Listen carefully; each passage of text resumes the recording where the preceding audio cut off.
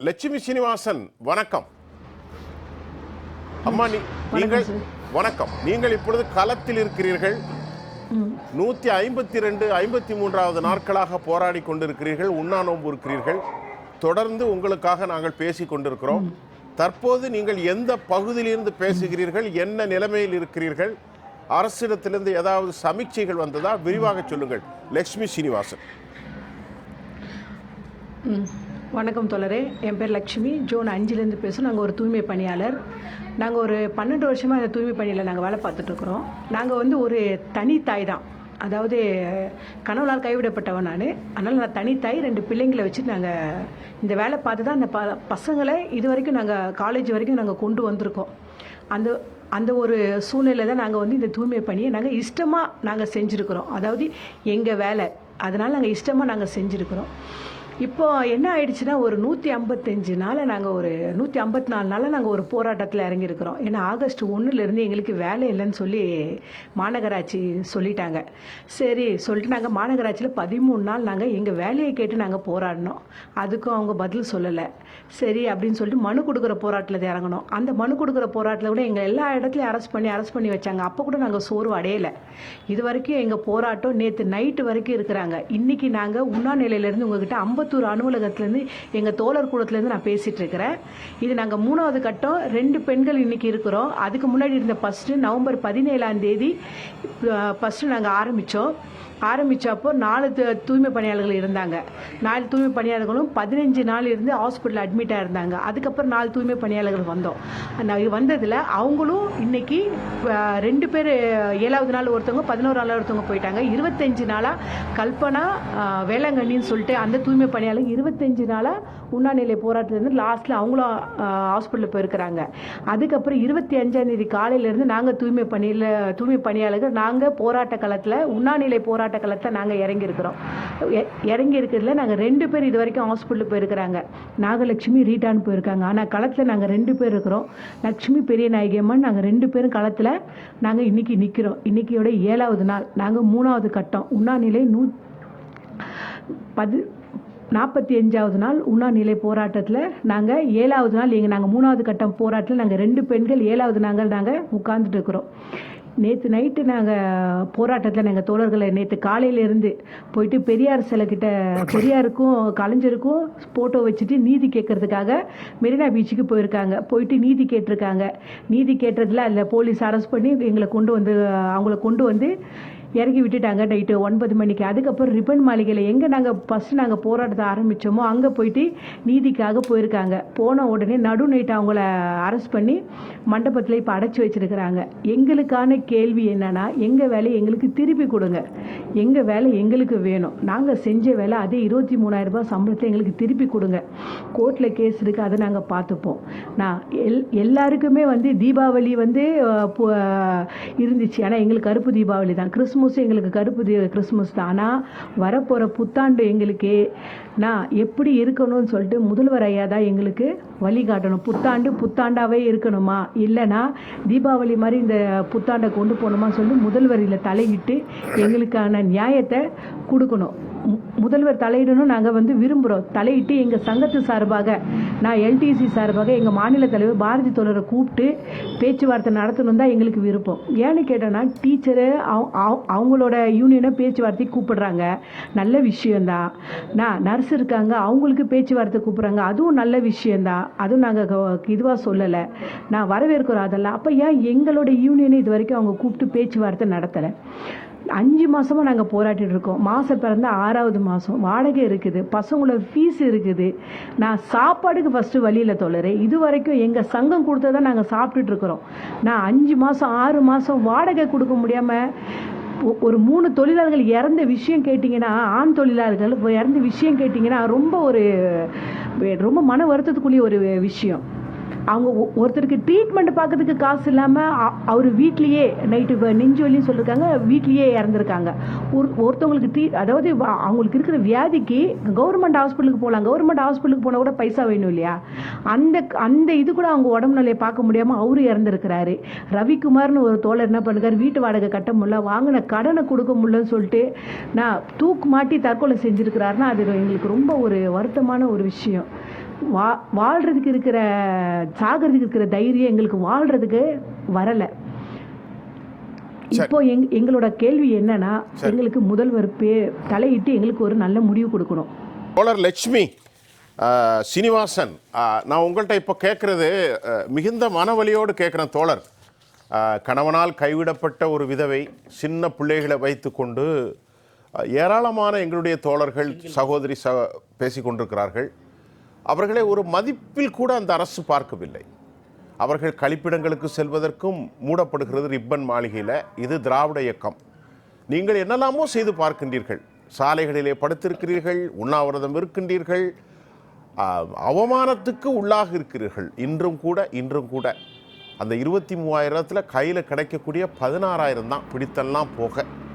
இப்போ இத்தனை போராட்டத்தின் உங்களுடைய இறுதி இலக்கு என்னது தோழர் லட்சுமி நாராயணன்? கொஞ்சம் விளக்கமாக சொல்லுங்கள்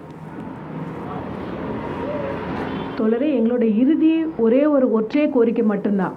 எங்களோட பழைய வேலையை எங்களுக்கு திருப்பி கொடுங்க. நான் எங்களோட 23,000 ரூபாய் சம்பளம் எல்டிசி சார்பாக எங்களுக்கு வாங்கி கொடுத்த சம்பளம், அந்த சம்பளத்தையும் எங்களுக்கு திருப்பி கொடுங்க. அந்த ஒற்றை கோரிக்கை மட்டும்தான் நாங்கள் அரசாங்கத்துக்கிட்ட வைக்கிறோம்.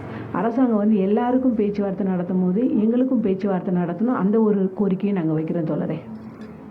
சரி, இப்போ லட்சுமி அம்மா, இப்போ உங்களோட தொடர்ந்து பாரிய அழுத்தத்திற்கு உள்ளாக இருக்கக்கூடிய சகோதரிகள் நிறைய பேர் இருப்பாங்களே. அவங்க பல பேர் விதவையாக இருப்பாங்க, பல பேர் வறுமையாக இருப்பாங்க. அவங்க பிள்ளைகள்லாம் எப்படி சாப்பிட்றாங்கம்மா? தோழரே, இப்போ 5 மாதமா எந்த பிள்ளைங்களும், பாதி பிள்ளைங்க ஸ்கூலுக்கு போகல, பாதி பிள்ளைங்க காலேஜுக்கு போகல. அவங்களோட கனவை தொலைச்சிட்டு இப்போ அவங்க வேலைக்கு போகிறாங்க தோழரே. 4,000 ரூபாயும் 5,000 ரூபாய்க்கும் வேலைக்கு அனுப்பிட்டு தான் நாங்கள் இந்த போராட்ட காலத்தில் நாங்கள் இறங்கியிருக்கிறோம். நானே அந்த வேலையை தான் செய்கிறேன். என் குழந்தை காலேஜ் படிக்குது, 3வது வருஷம். அவளோட போட்ஸு கனவை தொலைச்சிட்டு என் குழந்தை 6,000 ரூபாய் 7,000 ரூபாய் வேலைக்கு போயிட்டு 4,500 ரூபாய் வாடகை கட்டுறா. அந்த வாடகை கட்டுறா. கரண்ட் பில்லு நாங்கள் கொடுத்துட்டு அதில் தான் நாங்கள் சாப்பிட்டுட்டு இருக்கிறோம். நான் இந்த போராட்ட காலத்தில் நான் இருக்கிறதுனால என்னால் எங்கேயும் போக முடியல. இதே மாதிரி 80% பெண்கள் நாங்கள் தான் இருக்கிறோம். மாநகராட்சிக்குள்ளே 80% பெண்கள் நாங்கள் விதவோ கணவனால் கைவிடப்பட்டவங்க தான் இருக்காங்க. எல்லாருமே இந்த வேலையை தான் நாங்கள் செஞ்சுருக்கோம். இது இல்லாமல் சின்ன குழந்தைங்களாம் வச்சுட்டு இருக்கிறவங்களும் அக்கா வீட்டில் கடை வாங்கலாமா, அக்கம் பக்கம் கடை வாங்கலாம். ஏன்னா வேலைன்னு ஒன்று இருந்தால் தான் கடன் ஒன்று கொடுப்பாங்க. அதுவும் இப்போ யாரும் தர்றதில்லை. இப்போ கொடுத்த கடனுக்கே அவங்க ஃபோனை போட்டு ரொம்ப பேசிட்டு எங்கள் கடனை திருப்பி கொடுங்க அப்படின்ற ஒரு இதுக்கு தள்ளப்படுறாங்க. அதனால் பெண்களுக்கு என்ன பண்ணணும்னு தெரியலை. இதுக்கு தான் நாங்கள் அரசாங்கத்தை ஒரே கோரிக்கை வைக்கிறோம். நீங்கள் ஊருக்கே நல்லது செய்கிறீங்க, நான் இன்னைக்கு மாநாடு நடத்துகிறீங்க, மாதத்தில் அங்கங்கே போய் பார்க்குறீங்க, கொள்றீங்க. ஒரு பக்கம் எங்கள் தூய்மை பணியாளர்கள் பக்கம் நீங்கள் திரும்பி பார்த்து எங்களுக்கான கோரிக்கையை நீங்கள் ஏற்று எங்களோட யூனியன் மூலமா எங்களோட தோழர்கிட்ட பேச்சுவார்த்தை நடத்தி உங்கள் வேலையை உங்களுக்கு திருப்பி தரோம், நீங்கள் வேலைக்கு போங்கன்னு அந்த ஒரு வார்த்தைக்காக நாங்கள் 5 மாதமாக 154 நாளாக நாங்கள் போராடிக்கிட்டு இருக்கிறோம். அவர் வார்த்தை அவங்க கண் பார்வைக்கு இது போச்சான்னு எனக்கு தெரியல. தடையாக நிற்கிறது யார்? இதில் முதல்வரை நாங்கள் தான் கொண்டு வந்தோம். ஐஎஸ் ஆஃபீஸர் குமரகுருவையோ இல்லை கார்த்திகேயனோ நாங்கள் கொண்டு வரல. நாங்கள் கொண்டு வந்தது மு.க. ஸ்டாலின் ஐயாவை தான் நாங்கள் ஓட்டு போட்டு தேர்ந்தெடுத்து நாங்கள் கொண்டு வந்திருக்கோம். அப்போ எங்கள் கோரிக்கையை தலையிட வேண்டிய பொறுப்பு முதல்வர் ஐயாவுக்கு இருக்குது. எங்களோட ஒற்றை கோரிக்கை, எங்கள் வேலையை எங்களுக்கு திருப்பி கொடுங்க. எல்லா துறையிலும் கூப்பிட்டு பேசுகிற மாதிரி எங்கள் யூனியனை கூப்பிட்டு நீங்கள் பேச்சுவார்த்தை நடத்துங்க. அந்த ஒற்றை கோரிக்கையோடு தான் ஐயா நாங்கள் இங்கே உண்ணாநிலை போராட்டத்தில் உட்கார்ந்துருக்குறோம். அவங்க பேச்சுவார்த்தைக்கு வர்ற வரைக்கும் நாங்கள் இங்கே எழுந்திருக்கிறதா இல்லை. இப்போ லட்சுமி சீனிவாசன், இப்போ இந்த உண்ணாநிலை போராட்டத்தில் இப்போ எவ்வளவு பேர் கலந்துருக்கிறீங்க?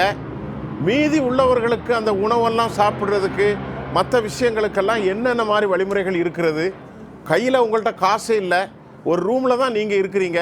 வயசுக்கு வந்த பிள்ளைகளையும் வச்சுக்கிட்டு அது வேலை செஞ்சு அந்த பணத்தில் 100 ரூபாயை வச்சு தான் நீங்கள் சாப்பிட்றீங்க. கேட்பதற்கே ரொம்ப மனசு வலிக்குது தோழர் லட்சுமி, ரொம்ப கஷ்டமாக இருக்குது. மற்ற செலவுகளுக்கு அந்த உண்ணாநிலை அந்த நிலையில் இருக்கிறவங்களுக்கெல்லாம் சாப்பாடு இருக்கா, இல்லது வேறு ஏதாவது என்ன மாதிரியான வசதிகள் யார் செஞ்சு கொடுக்குறா உங்களுக்கு? தொழிலை யூனியன் மூலயமா 2 மாதமாக எங்களுக்கு மளிகை ஜாமான் கொடுத்துருக்காங்க. அந்த மளிகை ஜாமான் மூலயமா தான் நாங்கள் அந்த அரிசி பருப்பு அதை வச்சு நாங்கள் ஒரு 4 மாதமாக நாங்கள் தள்ளிட்டோம். பசங்க கொண்டு வர காசுல 100 ரூபாய் 200 ரூபாய் செலவு, அதை சிக்கனமாக செலவு பண்ணிட்டு நாங்கள் இது வரைக்கும் கொண்டு வந்துட்டு இருக்கிறோம். சரி. எங்களுக்குன்னு வேற ஹெல்ப் பண்ண யாரும் கிடையாது. ஆனால் கடங்காரங்க கடன் கேட்க மட்டும் தான் வந்து நிற்கிறாங்க, தவிர உதவி செய்ய யாரும் வரல. சரி. அதனால நாங்கள் இந்த இது யூனியன் மூலயமா நாங்கள் இது பண்ணிருக்கோம். ஆனால் யூனியனில் நாங்கள் ஸ்ட்ராங்காக நிற்கிறோம். சரி. நிற்கிறோம். அந்த யூனியனை வச்சு தான் நாங்கள் இன்னும் நம்பிக்கையாக, எங்களோட நம்பிக்கை மனசு நம்பிக்கையோடு நாங்கள் எங்களுக்கு எங்கள் வேலை திருப்பி கிடைக்கணுன்ற ஒரு நம்பிக்கையில் நாங்கள் நிற்கிறோம் தோழரே. சரி லட்சுமி அம்மா, இன்னொரு கேள்வி. உங்களை பேச்சுவார்த்தைக்கு அழைக்கவில்லை அப்படித்தான் நீங்கள் சொல்லிக் கொண்டிருக்கிறீர்கள். நேற்றைக்கு எங்களோடு பேசிய வழக்கறிஞர் தினகரனும் அவ்வாறு பேசினார். இன்னும் பல இடங்களில் இந்த போராட்டத்தில் இருக்கிறது விளிம்பு நிலை தலித் மக்கள், ரொம்ப புறக்கணிக்கப்பட்ட சகோதர சகோதரிகள் தான் இருக்காங்க. உங்களை ஒரு மதிப்பே, மனித சமூகத்தின் மதிப்பீடு கூட இல்லாமல் நீ எல்லாம் என்னம்மா வா போ அப்படின்லாம் ஒருமையில் ரொம்ப கீழ்த்தரமாக பேசுகிறதாகவும் சில செய்திகள் வருகிறது. அது குறித்து சொல்லுங்களேன். உங்களை அரசு ஊழியர், அரசு அதிகாரிகளும் காவல்துறையும் உங்களை எந்த மாதிரி ட்ரீட் பண்ணுறாங்க லட்சுமி? காவல்துறை வந்து எங்களை பண்ணுறது என்னன்னா, இப்போ தோழர் சொன்னாங்க சாப்பாடெலாம் கொடுப்பேன்னு சொல்லிட்டு. நாங்கள் அரெஸ்ட் ஆனதுலேருந்து நாங்கள் பார்த்த வரைக்கும் சாப்பாடுக்கோ பாத்ரூமுக்கோ ரொம்ப கஷ்டம் தோழரே. சரி. நான் ரொம்ப கஷ்டம். அங்கே போய் உட்காந்துட்டு நாங்கள் சாப்பாடு நாங்கள் கேட்டால் கூட சரி உட்காருங்க வருவாங்க அப்படின்றாங்க. ரெண்டாவது அவங்கள பிடிச்சிட்டு கொண்டு போகும்போது என்ன பண்ணுறாங்கன்னா, நம்ம மறைவான பாகத்தை ரொம்ப தாக்குறாங்க தோழர்களை, பெண் தோழர்களை ரொம்ப தாக்குறாங்க. ஏன்னா இதுலேயும் நாங்கள் தாக்கலுக்கு ரொம்ப இப்போ ஆளாயிருக்கிறோம். நேற்று ஒரு சகோதரி பீச்சிலேருந்து கொண்டுட்டு வரும்போது சகோதரி பிடிச்சி இழுத்துட்டு வந்தாங்க. அவங்க பேர் சாந்தகுமாரி. இழுத்துட்டு வந்து பஸ்ஸில் அப்படியே ஏற்றுறாங்க. அவங்க ஒரு சுகர் பேஷண்ட், அவங்க ஏத்துறாங்க. அதுதான் சொல்ல நாங்கள் வந்து வறுமையில் கஷ்டப்படுறோம். காவல்துறையெல்லாம் நாங்கள் ரொம்ப கஷ்டப்பட்டுட்டு தான் இருக்கிறோம். நான் வறுமைக்கிட்டையும் மோத வேண்டியதாக இருக்குது. வெளியே போராட்டம்னு போனால் காவல்துறைங்கிட்டையும் நாங்கள் அவங்க பண்ணுறதெல்லாம் நாங்கள் சகிச்சிக்க வேண்டியதாக இருக்குது. என்ன பண்ண சொல்றீங்க? சரி, ஓட்டு போட்டுட்டோம், முதல்வரை நம்பிட்டோம். இப்போ இந்த லட்சுமி, கடைசியா ஒரு கேள்வி. நேற்றைக்கு நான் ஒரு படம் ஒன்று பார்த்தேன் வீடியோவில். அதில் வந்து ஆண் காவலர் தான் பெண் பிள்ளைகளை உள்ள தள்ளுறாங்க. பெண் காவலர்கள் யாரும் இல்லையா லட்சுமி அம்மா? பெண் காவலர்கள் வந்து ஆண் காவலர்கள் உள்ள தள்ளுறாங்கன்னா பெண் காவலர்கள் இல்லையான்னு சொல்லி நம்ம போலீஸ் டிபார்ட்மெண்ட் தான் தோழரே பதில் கொடுக்கணும். சரி சரி சரி. லட்சுமி அம்மா, நிறைவு கருத்து. இந்த இறுக்கமான மனம் பதபதைக்கக்கூடிய சூழ்நிலையில் ஜெயா தொலைக்காட்சி உங்களுக்கு அற்புதமான ஒரு வாய்ப்பை வழங்குது. அரசினுடைய தலைமைச் செயலகத்திலிருந்து எங்களுடைய நேரடி ஒளிபரப்பு மிக கவனமாக கவனிக்கப்படுகிறது. தமிழ்நாட்டு வரலாற்றில் தொடர்ந்து ஏழைகளுக்காகவும் அபலைகளுக்காகவும் நாங்கள் மட்டுமே இந்த பிரச்சனையை முன்னெடுக்கிறோம். அரசுக்கு உங்களுடைய வேண்டுகோளை வையுங்கள். இந்த நிகழ்ச்சியினுடைய இறுதி கருத்தா லட்சுமி? அரசுக்கு வைக்கிற வேண்டுகோள் ஒன்றே ஒன்று தான். எங்கள் 80% பெண்கள் நாங்கள் போராட்ட காலத்தில் இருக்கிறோம். எங்களுக்கு எங்கள் வேலையை திருப்பி கொடுத்து எங்கள் பசங்களோட எதிர்காலத்துக்கு ஒரு முன் உதாரணமாக நிற்கணும்னு எங்களோட வேண்டுகோள் இருக்குது. உடனடியாக எங்களோட தூய்மை பணியாளர்கள் பிரச்சனையை எங்கள் மாநில தலைவர் பாரதி அவர்களை கூப்பிட்டு இந்த பிரச்சனைக்கு ஒரு நல்ல முடிவாக, நாளைக்கு புது புத்தாண்டு ஆரம்பிக்கிற நேரம் எங்களோட நாளாக இருக்கணும்னு நாங்கள் விரும்புகிறோம். எங்களோட முதல்வர் எங்களை புத்தாண்டு வாழ்த்துக்கள், மகிழ்ச்சியோட உங்களோட கோரிக்கை நிறைவேற்றப்பட்டதுன்னு சொல்லிட்டாங்கன்னா எங்களுக்கு இந்த புத்தாண்டு நல்ல உற்சாகமாக இருக்கும்னு நான் நினைக்கிறேன். எல்லாருக்கும் நான் கேட்குறது ஒன்று தான். எங்களோட பெண்கள் சார்பாக நான் கேட்குறது, எங்களோட வேலையை எங்களுக்கு திருப்பி கொடுங்க.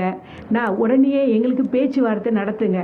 நான் எல்லா தோழர்களும் இன்றைக்கி மண்டபத்தில் அடைஞ்சிருக்கிறாங்க. அவங்களுக்கு ஒரு நல்ல முடிவை தமிழ்நாடு அரசு சொல்லணும்னு இந்த ஜெயா டிவி சார்பாக நான் கேட்டுக்கிறேன். நன்றி தோழரே.